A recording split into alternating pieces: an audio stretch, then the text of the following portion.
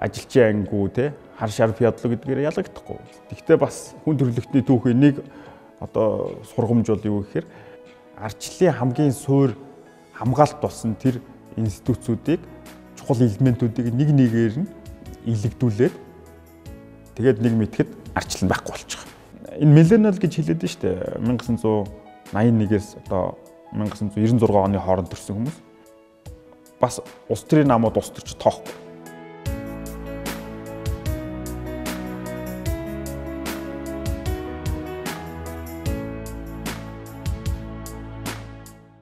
Миллениал гэж хэлээд идэг шүү дээ.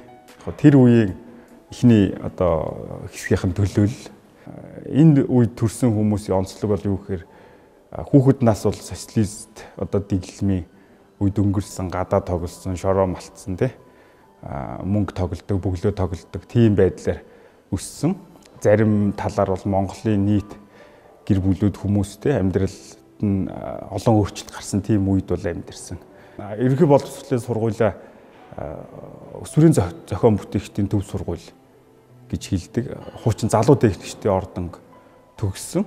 Тэгээд би бол яг сурагч байхдаа илүү математик, физик одоо тэр чиглэлийн хичээлүүдэд дуртай, электроникийн сонирхолтой байсан. Тэгтээ бол 10 дугаар ангид одоо хуулийн сургуульд сурах юм шийдвэр гаргаад бэлдээд ингээд хуулийн ангид орсон. Тэгээ оюутан байх одоо тэр 5 жилийн хугацаа бол одоо хувь хүний хувьд бол маш том юм өөрчлөлт гарсан гэж бол боддог. Итгэл үнэмшил, ертөнцийг үзэх үзэл, хандлага те маш олон зүйл бол яг тэр үед өөрчлөгдсөн юм чухал маш шийдвэрлэх үе гэж бол одоо харахад боддог. Би бол хүмүүсийн хуульзан сургуулийг төгсөөд энэ сургуультай ажиллаж агаад тэгээ Японы Нагоягийн их сургуульд очиж одоо үндсэн хуулийн эрх зүй энэ дотроо бол үндсэн хуульд заасан хүний эрхийн заалтуудыг одоо яаж тайлбарж хэрэглэх ёстой юм бэ гэдгийг онлын болоо харьцуулсан юм судалгаа хийж одоо магистр докторийн зэрэг хамгаалсан. Дараа нь Америкийн нэгдсэн улсад Вашингтоны их сургуульд очиж 2 жил зочин судлаачаар судалгаа хийгээд тэгээ докторийнхаа ажлаа англи дээр ингээд ном болгож хэвлүүлсэн.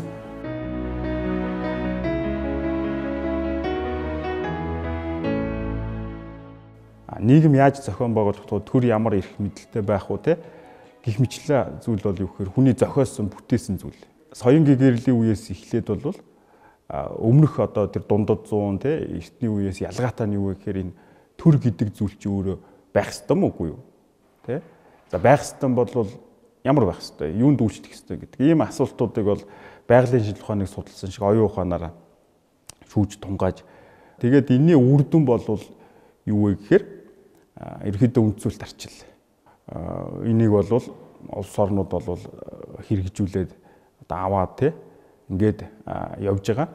Хүн төрөлхтний түүхийн нэг одоо сургамж бол юу гэхээр тэр төрийн эрх мэдлийг нэг хүнд хэсэг бүлэг хүндээ эсвэл олонхож байсан ингээд төвлөрүүлээд өгчих юм бол тэр хүний эрхийг бол яг зөрчөөд идэг, шудраг бус юм хийгээд идэг, шудраг бус юм хийснийхаа төлөө хариуцлага хүлээдэггүй тий солигддог, өөрчлөгддөггүй маш аюултай одоо мангас болж хувирдаг гэдгийг ойлгосон тий. Тэгэхээр энэс сэргийлэх одоо нэг арга зам бол юу гэхээр тэр төрийн хийдэг ажил чиг үүргийг нь өөр субъектүүдэд хуваарлаж өгөөд тэр нь өөр өөрсдийнхээ ажлаа хийн, бусдынхаа ажлыг хошуудурж орохгүй. Тэгээ би биенээгээ яг тэр ажлаа ном ёсоор хийж ийнү гэдэг тэр хяналт тавьдаг ийм тогтолцоог бий болгоё гэдэг санаа бол ахаал тэр соён гэгэрлийн үеэс одоо хөгжөө те өнөөдөр бол маш боловсронгуй болсон байна. Манай Монгол улсын хувьд бол одоогоос 100 одоо 10-аад жилийн өмнө бол яг энэ үндсэн хуулийн ёсны үзэл санаатай бол анх танилцсан байдаг. Тэгээд одоо 90 онд бол ардчилсан хувьсгал гарсны дараа бол яг энэ үзэл санааг бодиттой хэрэгжүүлэх юм боломж гараад тэгээ 1992 оны үндсэн хууль бол баталсан.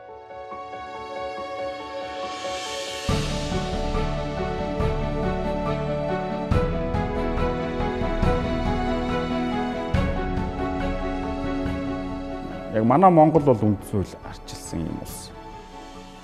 За энэ бол ерөнхийдөө хоёр л зүйлээр одоо илэрдэг гэж хэлж болно. Нэг талаас бол хүн болгоныг хүн гэж хүлээн зөвшөөрөх. Тэгэхээр 92 оны үндсэн хуулиар Монголын одоо энэ олон зуун хэдэн мянган жилийн түүхэнд анх удаага хүн болгоныг хүн гэж хүлээн зөвшөөрсөн. Яг адилхан хүн гэж хүлээн зөвшөөрсөн. Хүн бүр хууль зүйхийн өмнө эрхт гიშ гэдгийг одоо баталгаажуулсан. Тэгэхээр юу гэсэн үг вэ гэхээр хүн болвол ажилчин ангиу те хар шар фядлуу гэдгээр ялагдахгүй. Ноён уу харцуу гэдгээр хаана алтуу ургийнх үгүй юу гэдгээр ялагдахгүй. Хүн болгон иргэнийхээ хувьд адилхан хэрэгтэй. Нөгөө талаас хүн болгоны амьдрал адилхан чухал.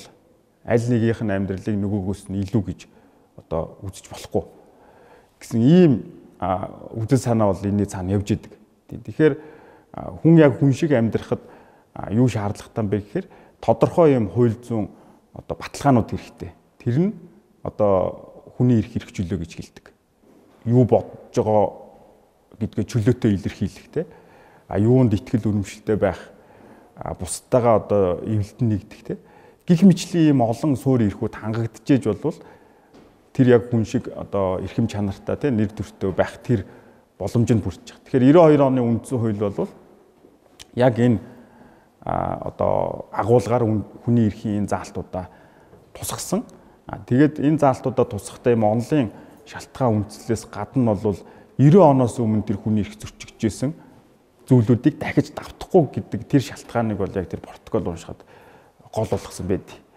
Одоо шүлэг хүчнийхээ төлөө шоронд хоригдчихсэн тийм. Тэгэхээр ийм юм гаргахгүй тулд үзэл бодлоо илэрхийлэх хвчлэг хамгаалъя. Одоо үнэн голоосоо итгэл үнэмштэй хандж байгаа тэр шашнаа тийм шүтэж чаддгүй манай эмээ өвнөр нуудж байдаг гэсэн. Тэрийгэ боли ил болгох тийм. Хэлбэрийн төдий нэг намайг нэг хүнийг сонгодог байсан. Тэр нь одоо таалагдахгүй буруу юм хийж ийн гэх юм сольж чаддгүй шүүмжлэхээр одоо шоронд хоригддаг амь насаараа алддаг эсвэл тэрийг боли жигнэсээ сонгуул хийдэг болож гэх юм уу те. Тэгэхээр энэ түүхэн шалтгаан монголчуудын бас түүхэндээ туулж исэн зовлон шудраг бус зүйлүүдийг давтахгүй тул тэр эрхийн баталгаануудыг одоо анх удаа оруулсан. Тэгээд энэ бол хэрэгжилтийн хувьд бол манайх тийм муу биш. Ерөнхийдөө бол адилхан гараанаас гарсан пост коммунист улсуудтай харьцуулах юм бол харьцангуй бас сайн хэрэгжиж явж байгаа. За үндсэн хуулинд арчлалын хоёр дахь чухал зүйл нь бол юу вэ гэхээр энэ төрийн эрх мэдлийн хуваарлт хяналт тэнцэл баг. Тэгэхээр 92 оны үндсэн хууль бол яг энэ үзэл санааг тусгасан. Өөрөөр хэлбэл төрийн эрх мэдлийг хууль тогтоох ажлын зөвхөн ард түмнээс сонгогдсон парламент хий. Тэрийг нь одоо хэрэгжилтийг нь хангах, биелэлтийг нь хангах ажлыг нь засгийн газар хийн. Тэр хуулийг нь зөрчсөн эсийг нь одоо шүүх шийднэ. Энэ гурван бие биенийхээ ажил руу хутгалж орохгүй шүү гэдэг ийм одоо зарчмаар үндсүүл бичигдсэн. Тэгээд энэ бол бас зөвхөн эрх мэдлийн гэж хуваарлаа зогсохгүй бие биенээ харилцсан хяндаг ийм тогтолцоог бий болгосон. Энэ нь бол бас харьцангуй уг нь бол ажиллаад явж байгаа юм. Адилхан гараанаас гарсан бусад тусуудтай харьцуулахад. Гол нотлохоо бол юу гэхээр ямар ч байсан өнөөдөр бид нэр яг арсын тэглэмээ алдчихаагүй байна. Нэг итгээд нэг хэсэг бүлэг хүн гэдэг эрх мэдэл төр мөнхөд байж идэг. Бүх эрх мэдлийг авцсан ийм юм руу бол бас орчоогүй байна. Асуудал байгаа ч гэсэн бие биенийхээ тэр дур зорог янз бүрийн болохгүй бүтэхгүй юм яг те гаргаж тавиад шүүмжлээд ингээд хянаад байгаад байна. Гэхдээ бол бас шийдвэрлэх асуудлууд бол мэдээж бол байгаа л да.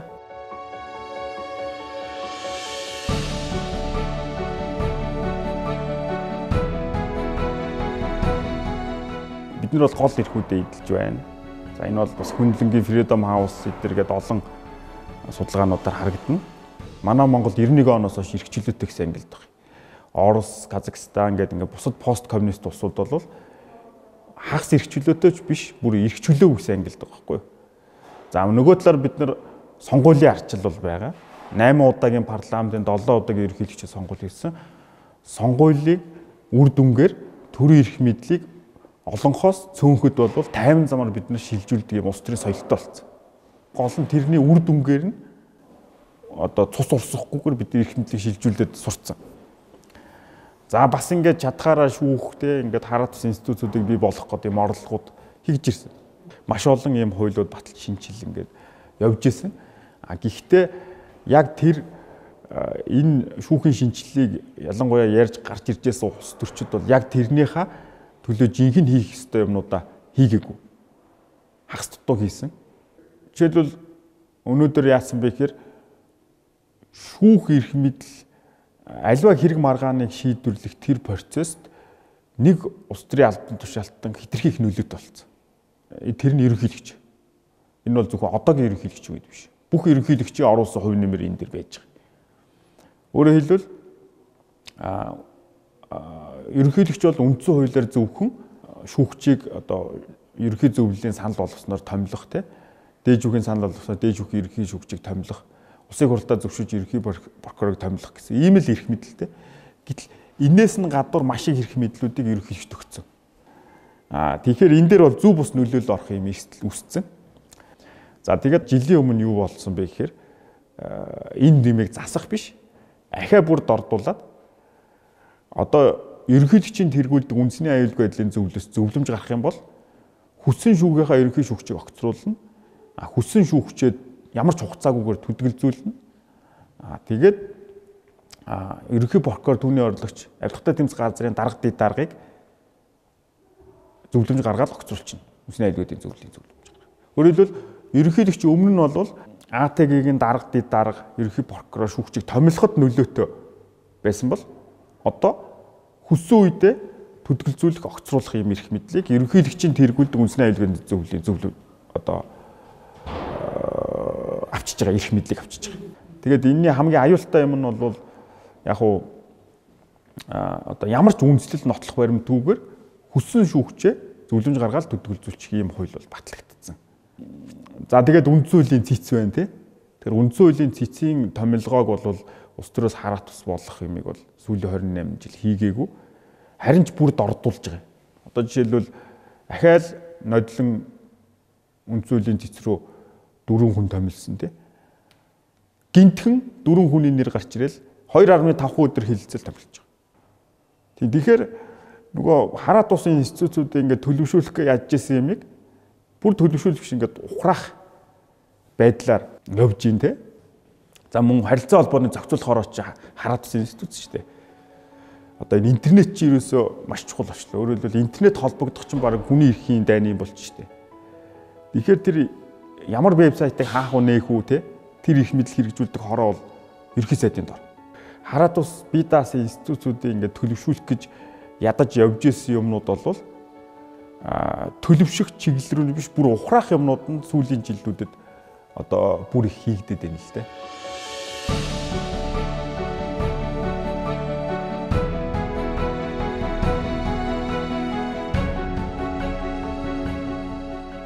Сарын хажуугаар бас сайн зүйлүүд юу гэхээр одоо нэг нь бол энэ үндсэн хуулийн нэмэлт өөрчлөлт байна. Сая 19 оны. Тэгэхээр энэ 19 оны үндсэн хуулийн нэмэлт өөрчлөлтөөр энэ нэг субъектээс те хитрхи их эрх мэдэл ингээд төвлөрөөд шүүхэд нөлөөлөд байдаг юм ерөөхдөө хаах маш чухал зохицуулт орсон цөөхөн ч гэсэн. Жишээлбэл Монгол улсын ерөнхийлөгчид зөвхөн үндсэн хуулийн 33 дугаар зүйл заасан эрхийнхаа хүрээнд л хуулиар тодорхой бүр эрх хэрэгжүүлнэ. Ялангуяа 33 дугаар зүйл заасан бүр эрхээс нь гадуур эрх мэдэл ерөнхийлөгч нэмж өгч болохгүй гэдэг үндсэн хуулийн нэмэлт өөрчлөлт орсон. Нөгөө талаар бас энэ үндсэн хуулийн өөрчлөлт бол парламентын засаглалаа бэхжүүлсэн. Ямар ч байсан засгийн газар тогтвортой ажилдаг шалдар улдар шалтгаанаар огцруулаад ингээд ямар ч бодлого хэрэгжихгүй те. Тэгээ асуудал шийдэхгүй байдаг юмыг болиулах чиглэл рүү алхам хийгдсэн. Мөн ерөнхий сайд өөрөө хариуцлага хүлээгээд танхимаа бүрдүүлнэ, сайдраа томилно, огцруулан чөлөөлнө. Мөн засгийн газрын оруулж ирсэн төсвийг улсын хурд бужигнуулаад байхгүй те. Тэгэхээр бас засгийн газар шиг ажиллах гэсэн ийм олон ийм өөрчлөлт бол сая 19 онд хийгдсэн. За энэ дээр бол бас зүгээр нэг эерэг юм бол юу гэхээр энд бол залуучуудын залуу хуульчдын иргэний нэмийн байгуулахны улс төрийн оролцоо бол маш чухал юм нөлөө үзүүлсэн. Судлаачид, хуульчид те улс төрчид ардсан нам, ардын нам, за бусад намын ингээд энэ дээр санаа зовдөг хүмүүс бол бүгдээрээ сэтгэлээрээ оролцож чадах хатгаараа явж ижин юм гарсан. За энэ дээр нэг чухал элемент нь арчилсан энэ дэглэм төлөвшөөд бий болцсон залуу үе их юм бол чухал үүрэгтэй. Энэ үед бол ийм хоёр тусдаа залуучуудын бүлэг бол гарч ирсэн. Нэг хэсэг нь бол 20 төрлийн бус байгууллагыг нэгдгсэн ийм сүлжээ. Одоо бодлого залуусын хяналт гэ байгууллагаар манлайлуулсан. Одоо амар заяа гээд мундаг одоо иргэний юм зүтгэлтэн байна тэ охин. Тэгэхээр энэ хэд бол юу гэхээр ерөөсөө л одоо энэ үндсэн хуулийг өөрчилж байгаа юм бол шүүгээ хараад тусуулга. Та нар бол их хурлын гишүүд энийг хийхийн тулд одоо үндсэн хуулийг өөрчилнө гэж мөрийн хөтөлбөртөө тусгасан хамгийн чухал нэг заалтчин энийгээ хий гэдэг ийм одоо шахалт шаардлагыг маш олон арга замаар энэ залуучууд илэрхийлсэн. Постэр хийж гудамжаар ингэж өглөө 4 цагт босоод талбайгаар ингэж наасан хүмүүсээс гарын үсэг цуглуулж тэрийг одоо их хурл гардуулж өгсөн интернетээр бас ингэж одоо постэр хийж гişүүдийг өрөөс. Тэгтээ бол гişүүд рүү бол одоогийнх шиг ингээл муухай хаалуулаад доромжлол тэгж биш. Яг ард түмний элч гэдэг үүргээ биелүүлж та энэ чухал ажлаа хийгээч гэж маш хүндэтгэлтэйгээр тэгтээ бол тууштайгаар энэ одоо оролцоогоо бол хангаж ажилласан. За энэний зэрэгцээ бол бас хуульчид санаа зовсон. Ялангуяа залуу хуульчид. Монголын хуульчдын холбоо бас одоо хуульчдын нийгэмлэг гэдээ байгуулах хамтраад хуульчдын жагсаал, зангиагүй жагсаал Монголын түүхэнд анх удаа зохион байгуулсан. Тэгэхээр хуульчийн ажил бол юу гэхээр хараад ус шүүхгүйгээр хуульчийн ажил утгагүй. Хэрвээ одоо хэрэг маргааныг одоо тэр асуудлыг шийдэж байгаа хүнийг таньдгүй, нөлөөлдгүй гэдгээр шийддэг юм бол хичнээн сайхан ур чадвартай байгаа үндэслэл гаргаад ямар ч нэмгүй шүү дээ. Тэгэхээр энэний яагаад ийм юм байж болохгүй, яагаад шүүх хараад тус байх хэрэгтэй гэдэг хамгийн сайн мэддэг чинь хуульч нар энэ дотроо залуучууд нь давмгаалж тийм үү, зоригтойгоор ингэж ихсаас. Тэгэхээр энийг би одоо яагаад ярьж байна вэ гэхээр яг тоогоороо бол саяын хуульчид иргэний нийгэм бол тийм олон биш. Цөөхөн ч гэсэн ихтгэл үнэмшлэлээр маш чухал хувь нэмрийг бол оруулсан. За тэгэхээр бусад залуучууд өөрсдийнхөө тэр чухал гэж бодож байгаа юмаа хийдэг, тэрнийхээ төлөө явдаг, үгээ хэлдэг ийм байх юм бол маш олон зүйлүүд өөрчлөгдөнө. Утааны асуудал байна, эрүүл мэндийн асуудал байна, боловсролын тогтолцооны асуудал байна, одоо сэтгүүл зүйтэй холбоотой, хэвлэлийн эрхчлөөтэй холбоотой асуудал байна. Бүх юмн дээр залуучууд идэвхтэй оролцоод ирэх юм бол өөрчлөлт хийх юм боломжтой. Ягаад тэгэхээр арчил гэдэг маань бол тийм төгс бүх юмыг шийддэг юм биш. Тийм боломж угаасаа байхгүй. Арчил бол юу вэ гэхээр хүмүүс өөрөө өөрсдийнхөө амьдрах дүрмээ өөрсдөө зохиоход оролцох тийм. Тэгээд тэрийг хэрэгжүүлэх ийм боломжийг л иргэд өгдөг.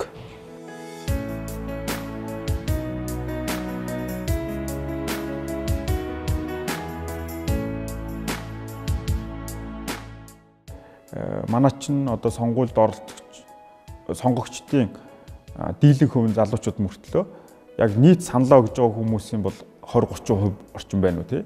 Маш одоо бага ийм хуваар бол сонгуульд оролцож байгаа шүү дээ.